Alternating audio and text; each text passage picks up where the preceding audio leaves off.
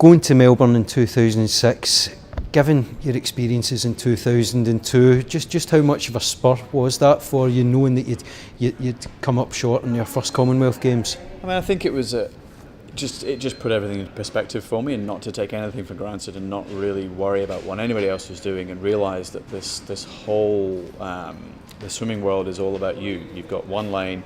You're in the same water as anybody else. Everybody else, you can't do anything about what anybody else does. You have to really concentrate on your own ability and your race plan, and not think about anything else. And I think that I grew up a lot over those 4 years leading into Melbourne, and obviously, thankfully it paid off.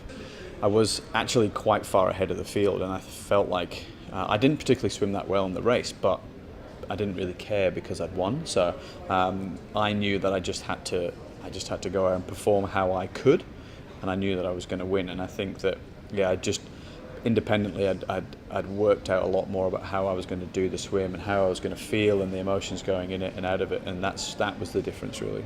What were your memories of collecting the first gold at those games?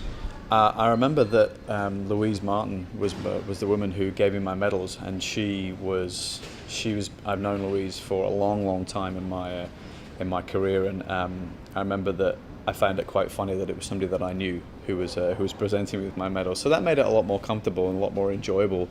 And then you're going to take another gold in that competition as well. Was it a spur for you getting that first one? Did it give you the confidence to go on and do it again? Yeah, it just really relaxed everything. I had no worries. I had no expectation after that first race. Everything was good. The team were performing well. There was no reason why we couldn't stand up again. And it's an interesting thing because it was my first time doing it at a major meet. I was in an outside lane, so I was in one of the potentially slower lanes. Nobody was looking at me.